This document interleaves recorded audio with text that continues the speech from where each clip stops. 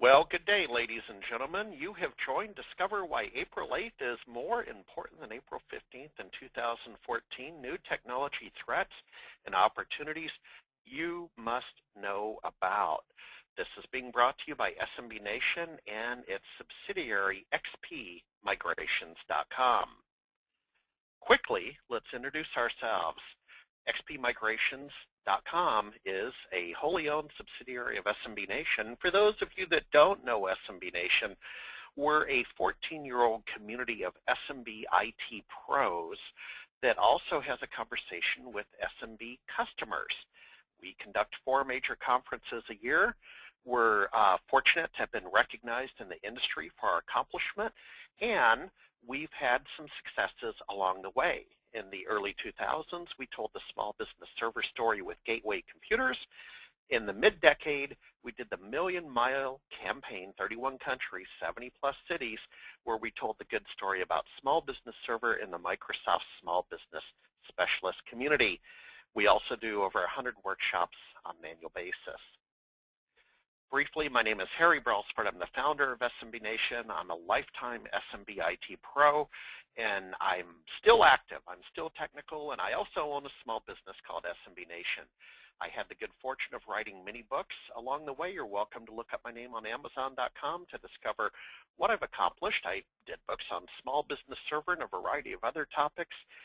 Along the way, again, I appreciate some of the industry recognitions, including the Microsoft MVP title. As you can see, I take education very seriously. I enjoy speaking at different conferences, participating in social media, and also earning industry certifications. Let's get started. So, April 8, 2014, the road is closed ahead. Windows XP expires soon. This is the end of support, but I want to clarify one thing. This is actually the end of extended support. Now, a common question is, will there be support after April 8, 2014? And for, boy, it's a large crowd today. For those of you that have joined the webinar today, I've got a nugget for you. Yes, there is support after April 8.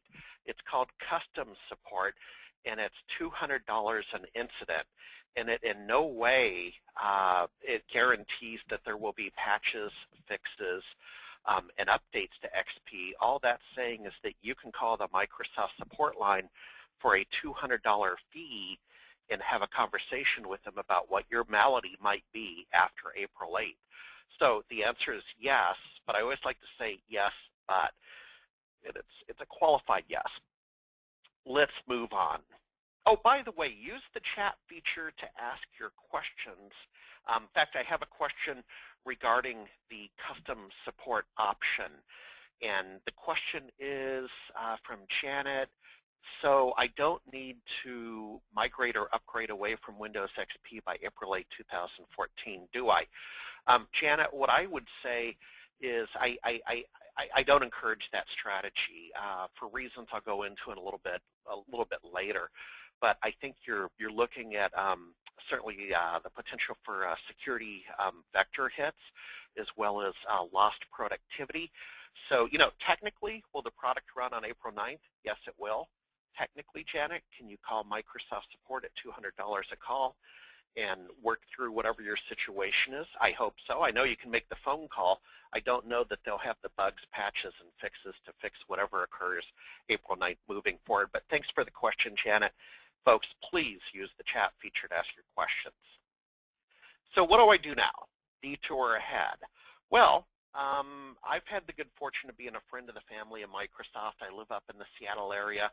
Microsoft's based in Redmond, Washington. And internally, we are predicting 70% of the people will purchase a new laptop or desktop to leave XP. I actually believe that number is a lot higher. That 70% number is kind of based on a licensing concept of the OEM license versus something called the volume license, or VL. I'm not really going to go too deep into that now, but basically that is a concept that I'm recommending a brand new machine for all the reasons we know to be true with productivity gains and so on. Windows 8.1 deserves your consideration. Quite frankly, it's here now. And then I'll also be equally frank with you and transparent that most people today, as I make this webinar, are electing the Windows 7 with downgrade rights. And there's one or two reasons for that, the least of which is their comfort zone or familiarity. Let's move on. So why? Why migrate from Windows XP? The first reason is security. It's covered in USA Today and eWeek. It's a very real concern. I'll get into it a little bit later about the security building blocks when I talk about application compatibility, but the situation is simply this, is that Windows XP was released in October of 2001, and that's a long, long time ago in the history of computing as we sit here in late 2013. So the building blocks are different. The security paradigm is different. The security model is different. The attackers are much more skilled. So we want to honor, first and foremost, the security issue, especially as people keep more important data on their computers. eWeek goes on to say that criminals are eagerly awaiting April 9th when the cutoff date comes. Why? Functionality examples. You can't use Office 2013 with Windows XP. I'm going to talk about 13 a little bit later with my tips and tricks. Another example is you can't use Microsoft CRM Online with Windows XP. And then for those of you that have a hardware skill set, Intel's Haswell chipset does not have full support for Windows XP, and the Haswell chipset brings a whole nother security paradigm down to the hardware level. So you're encouraged to maybe use a search engine to learn a little bit more about Haswell. Windows Secrets goes on to say the OS is in fact broken. So now you know what I know. Why continued? Our friends over at Tech Isle have talked about a higher support cost for Windows XP. That's actually one of our research partners over at SMB Nation, and Intel confirmed it with 5 times more support cost for an older PC. Now, think about it. That's academic study talk, but think about it in the real world. Think about your office and think about when you raise your hand and whoever that computer person is in your office. Culturally, there's always that one person that kind of does the on-site support. It's not their job, but they kind of, you raise your hand and you say, hey, Barbara, could you come here and just look at this? There's a real cost to that, and that increases with an aging PC. And then finally, your productivity cost, your productivity is just greater with a new machine, is what that last point's talking about. So where to go? Where to go? Well, on the left, we have the old-fashioned Windows XP Start button that we know and adore. Again, I'm just being straight with you today. The conversations we're having at xpmigrations.com relate to people electing to go to Windows 7 with downgrade rights. Now, you can upgrade later. And guess what, folks? Windows 8.1 is here, and it has a Start button. I'm going to talk to you about Windows 8.1 in a little while about how cool it is. I know Windows 8 got off to a little shaky start up on Facebook and some of the social media sites. You had Windows 8 haters. I think you need to take a fresh look at 8.1, but there's always 7 for you to go with.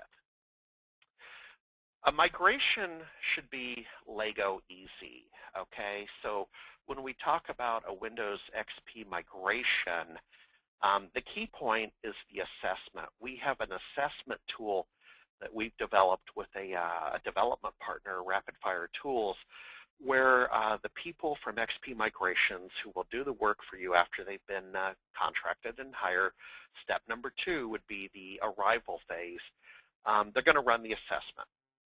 And as part of that, they're going to find out what you have, where you're at, and then be able to have a conversation about where are we going. Step number 3 is the customer approval for the migration work. Step 4 is to work with the XP migration expert, certified migration expert, to engage in the procurement process to, again, I highly recommend you buy new hardware. Number 5 is to actually engage and do the work as we move over to the left. Number 6 is acceptance, and part and partial to acceptance is number 7, where we want to make sure you're completely satisfied. We have a 110% guarantee. If for some reason you're not satisfied with our work, we will do right by you. We'll make the work right, or we'll give you a 110% refund on the monies paid. And part of that is the closing documents. So we have a customer satisfaction survey that we will need you to fill out as we close out the work and complete the XP migration process. Thank you. So let's move into some fun talk. I promised you 5 secrets to productivity, and actually have a question from Bill regarding item 1. So Bill, thank you. Boy, you're quick on the trigger. Test, test, test. Is that expensive? Well, Bill, you know, here's the deal. Part of the assessment process and part of that early work can and probably should include a small test bed. It could very well be 1 computer for a small business. It could be several representative computers for a mid-sized business. But I've always felt, you know, planning prevents poor performance, as we like to say in athletics. So the money spent up front to better understand your situation, and again, that's the result of the on-site assessment, will result in a successful migration, and that does include a conversation about testing. So thanks for your input on that. Now, number 2. Rip and replace. We have had conversations with customers about a desire to do an in-place upgrade. There's a couple of issues surrounding an in-place upgrade. One is productivity. I have a hard time recommending that we keep an aged machine way beyond its functional use and install XP over the top of it. So that's a legitimate concern, and I'm happy to talk to you about that, truly. The other would be licensing. So when you bought that machine several years ago with Windows XP and you bought the OEM edition, that license, as we like to say, dies with the machine. You don't have the right to do an in-place upgrade from XP to Windows 7 on that particular machine. That's a program called volume licensing from Microsoft that gives you that right. And quite frankly, we tend to see that make more sense in, I'm going to go out on a limb and say larger environments. And so there's the productivity issue and there's the licensing issue as to why you would favor a rip and replace, or another way of saying buy a new machine and just move on with your life with Windows 7 or Windows 8.1. Number 3, migrate the data but not the applications. Had a long talk yesterday with an IT pro down in Las Vegas about a migration he just completed, and he talked about, you know, doing what we call a freshie. We call it a freshie in the industry, and that is, yes, we migrate your data, and yes, we have cool tools to do it, but he was adamant about just reinstalling the applications on the new machine fresh, so you didn't have legacy inheritance, so you didn't inherit settings that you don't even know exist and, quite frankly, cut into your productivity. So we do prefer a fresh application installation. For example, the upgrade to Office 2013, we would install that on the new machine. And a little secret is you can search your calendar in Office 2013. There's these little nuggets as to why you would upgrade to the latest Office to increase your productivity. I'll give you a case in point. Had a meeting with a gentleman around Thanksgiving last year. Could not quite remember his name. I could kind of remember the date range. More importantly, I could remember the reason we met. It was over a user directory. I typed in my calendar. I typed in the word directory. Very quickly went to the appointment in November, just before Thanksgiving. I remembered his name. I reached out to him and reconnected with him. Number 4, attach new technologies to XP migrations. So when there's a to a XP migration, when there's an upgrade, there's a chance to revisit how you do business, how you use technology. And we encourage that conversation that typically comes out as part of the assessment conversation. But did you know you can work with, I'll say Jabra, and get new headsets and have people start to use Skype and integrate that teleconferencing capability, the video teleconferencing capability between branch offices. And guess what? It really makes people who are mobile workers, which is kind of the new work paradigm, it makes them feel integrated with the company. So I want to kind of give you a secret number 4 about attachments. New technology is part of the upgrade. And then number 5 is the oldest secret in the book, is training. We like to encourage, when we work for you, the customer, that we build in some training time. It's always amazing to go through the whole assessment and migration and upgrade process and then not factor in training time, which is where you get your biggest productivity gains. You'll recall from my hero slide earlier where I introduced myself, I feel education's important for a lot of reasons. But you know what? One of the reasons is education has the highest ROI of any option out there in your life. And so the more education you have, the better you do. And it's the same with technology and productivity. The more training you have, the more efficient you are. I want to talk to you about access information anywhere, anytime. This is really cool. This is a Windows 8.1 concept. It's a roaming profile. So on the bottom, you see my desktop wallpaper. It's a Seattle Seahawk. I'm an NFL football fan. Everybody has their favorite wallpaper. You get the point. When I go to a Windows phone or a Windows tablet, or, hold on to your hat, another Windows 8.1 machine and log on, my profile follows me. It's really cool, the desktop. Number 2, the first save option you have in Office 2013 is to save to SkyDrive. Part of the Windows 8.1 installation process is to create your SkyDrive account. That's storage up in what we call the quote-unquote cloud. It's secure, and quite frankly, it's also a nice backup medium. What happens is my story. Back in the U.S., on Labor Day weekend, a friend of ours got a new boat. You can see it on the lower left. You can see myself, you can see my son, and you can see my wife. We were treated to a day on an island outside Seattle with his boat. It was sunny. It was wonderful. And because of that, I wanted to talk business with the guy. I said, hey, you know what? Let's talk business. I had my iPhone. I had 4 bars of connectivity. And fortunately, I had downloaded the Office mobile application. Well, it turns out up on my SkyDrive, I had uploaded a PowerPoint deck that I wanted to share with him. And again, if you can appreciate, entrepreneurs love to talk business even on the weekends and holidays. I know it's wrong, but that's what we do. So we sat down on a log on that beach, and I was able to rotate my phone to a landscape orientation and have the PowerPoint deck play on my iPhone with the Office mobile application, because I had saved it via Office 2013 up to the SkyDrive. So how cool is that? I mean, this is truly an example of access information anywhere, anytime. So let's talk about the white elephant in the room, application compatibility.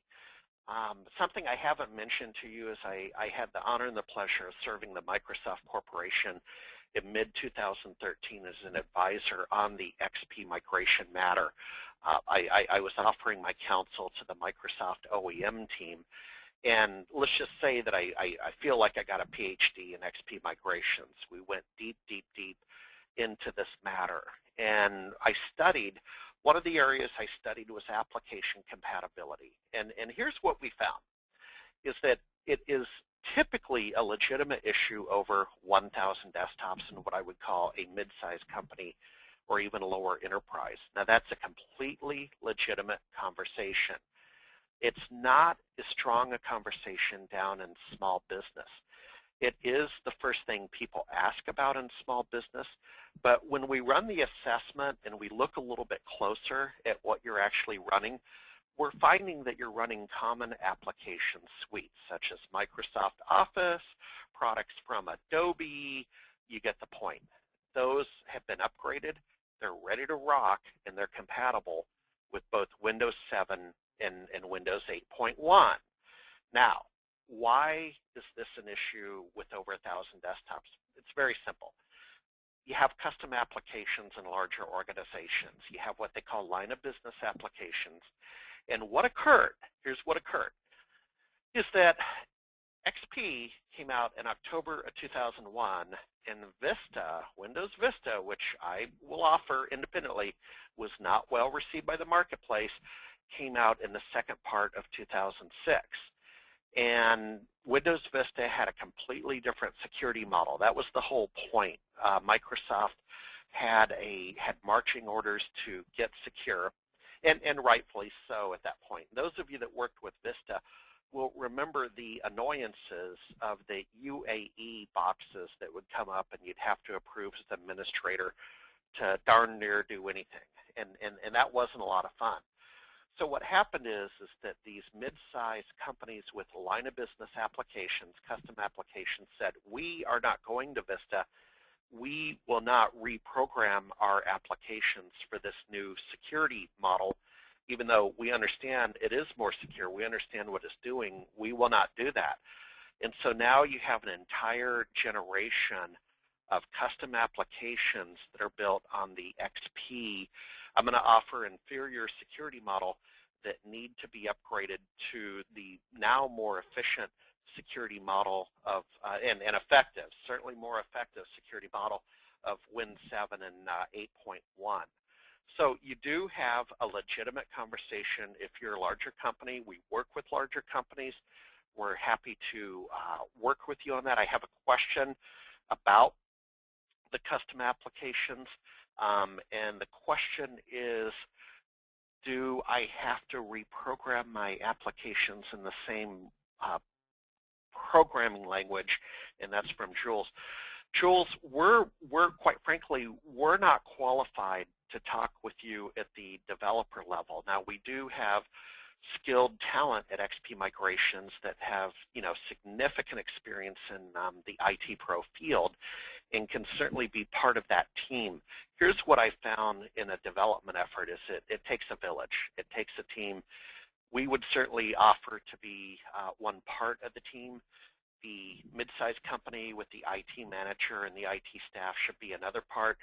And then typically you contract with developers, and we're happy to be along for the journey, but that's not our core competency, is not to engage in application development. Now, another issue with Windows, with application compatibility is the Windows 7 downgrade rights. So you can run a box, XP mode, on Windows 7. You cannot, as of this webinar, run XP mode in Windows 8 or Windows 8.1. So if you need XP mode to go ahead and enable that legacy application, it's a completely legitimate strategy, but you will need to look at the downgrade rights to Windows 7 as part of our migration. Got a tip for you. Keep one machine running Windows XP.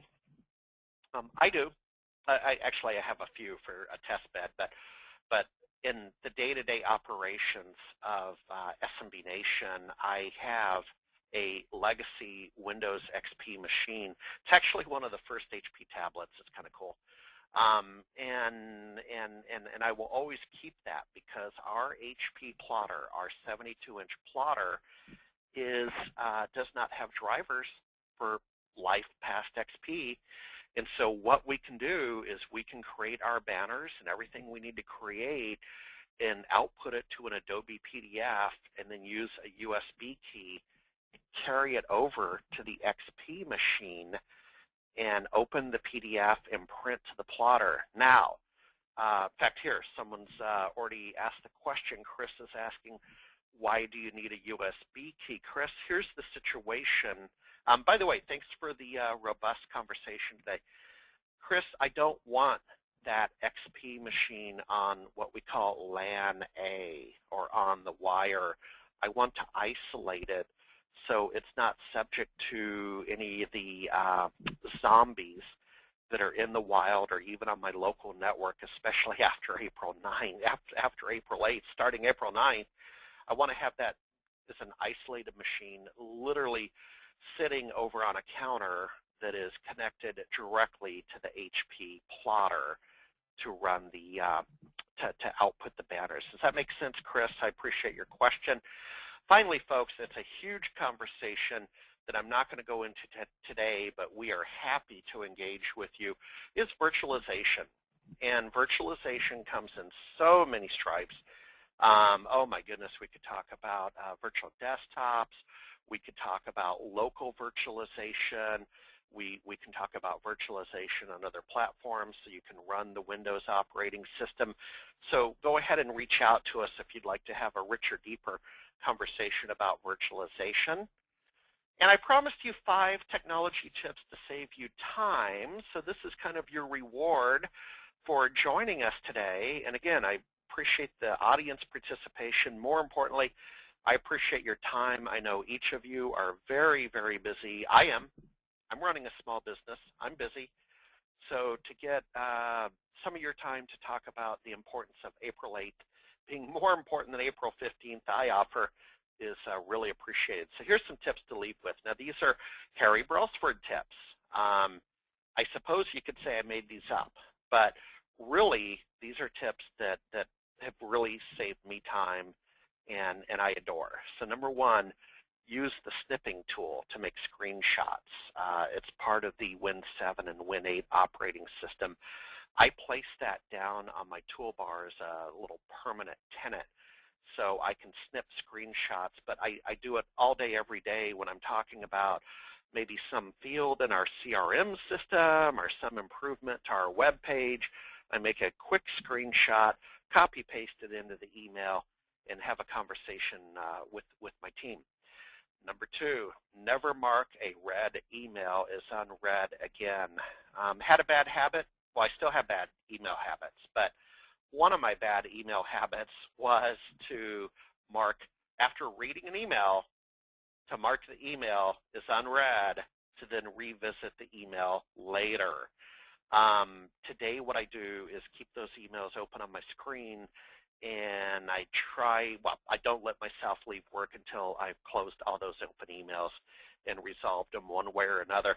And I'm going to confess, sometimes I shouldn't do this, but sometimes I print the email so I can reach my goal of closing the email, not marking it unread, and I have it on paper. I know I shouldn't be doing a lot of printing from a green team point of view, but I'm just telling you some tricks on how I stay productive. In Microsoft Word, number 3, go to review and turn on track changes when collaborating on a document.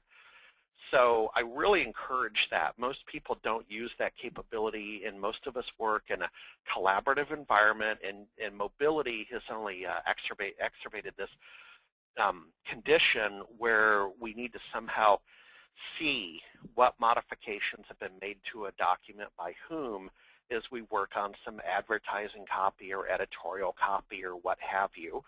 Number 4 of Harry's tips is the PowerPoint 2013 application that aligns your artwork on slides. So that is so cool.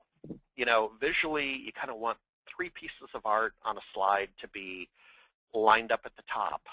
You don't want to have sort of a ransom note looking slide.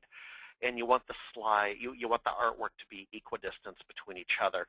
And these little alignment guides that pop up now are just too cool for words. Number 5, finally, visit YouTube to find quick hitters on your application. So, for example, I struggled just last week with how to create a new report in Salesforce. You can go to YouTube. Somebody has made that video on how to create a report in Salesforce. As a friend of mine used to say, all the knowledge in the world already exists. You just have to go find it. So as we start to wrap up, why would customers hire XP migrations? So I'm talking to customers today. We have expert talent at SMB Nation. We have built up a robust community that we're proud of, and we have an authentic connection with over the years. These gentlemen have 12 plus, and ladies and gentlemen, have 12 plus years experience working with SMB technology all the way from the desktop through the server side, and we can talk to you about all that. Number two, you have to pass our assessment. We have a 50% failure rate for first-time test takers. So we know we nailed it in terms of the difficulty of the exam and how authentic it is. So you have to become a certified migration expert. That's, in a sense, your guarantee that these people have studied specifically this niche of XP migrations, in addition to their entire body of knowledge as an SMB IT pro. Number three, a background check. Without going into a lot of details, we did have a situation years ago where a former employee hired a freelance writer off of one of those labor markets where they didn't do a background check, and it turns out the individual had a felony situation that we were uncomfortable with, and so and he disappeared. More importantly, this freelance writer disappeared halfway through one of our projects, and a smart guy that got that. But ever since then, I've insisted on a background check, and that only protects you, the customer. We want to make sure we get the right person for you at your job site, and we will always do that. The toolkit, our XP migration, certified migration experts have a toolkit including the assessment tool. We have ongoing training for them. Again, we believe education is important. This is really cool. We have a co-op dividend. This is for both you, the customer, and our talent, that for every dollar you spend with xpmigrations.com, you earn XP points, or X points, and you can come to our store. It's on the website. You can come to our store and redeem your points for merchandise. You know, we just want to have fun. We are a co-op, and we thought a dividend would be a great way to do it. Customers appreciate the 110% guarantee. We stand behind our work. And then finally, based on my research inside Microsoft OEM that I alluded to earlier, do-it-yourself, or DIY, is simply not practical. I know there's that temptation. You get the flyer in the Sunday paper, and you go to a retail big box store, and there's that temptation to do it yourself. But it always kind of comes down to how practical is that, because there is an expertise issue. And then how productive is that? Is that the highest and best use of your time? So I have a question from Charles on that DIY point. Charles is asking, at what point is DIY impractical? Well, you know, Charles, beauty's in the eye of the beholder. So here's what I would offer, is that my wife worked at a law firm, a 10-person law firm over the summer before she joined a local school as the registrar. And at that law firm, even though that's a small 10-person environment, knowing the personalities involved, knowing what lawyers bill at, knowing what lawyers do best, and that's a whole other conversation, it wasn't practical for them to do it yourself over a weekend. I know the temptation was there. Now, when might it be practical? It could very well be the one-person environment, the college student, the person who's tech savvy. I get that. It could very well be the person at home.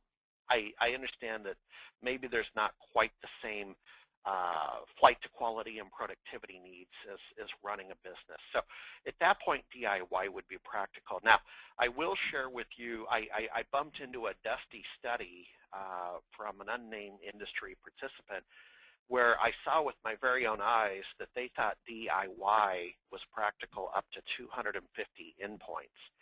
And I couldn't believe what I was reading, because boy howdy, you start crossing up into a business environment and those kind of numbers, you need experts and you need a team, and that's why xpmigrations.com is here to assist. So with that, I want to thank you for attending today's webinar. Great crowd. Appreciate the questions. and we look forward to working with you. So it all starts at xpmigrations.com, or you can call our main office at 206-201-2943. We've got an entire community of experts ready to go anywhere in North America, and we even have international coverage. We're also happy to talk about your other needs that involve server migrations, such as anything Server 03, etc. Again, my name is Harry Brelsford from SMB Nation. Today we talked about our subsidiary, xpmigrations.com. Have a great day.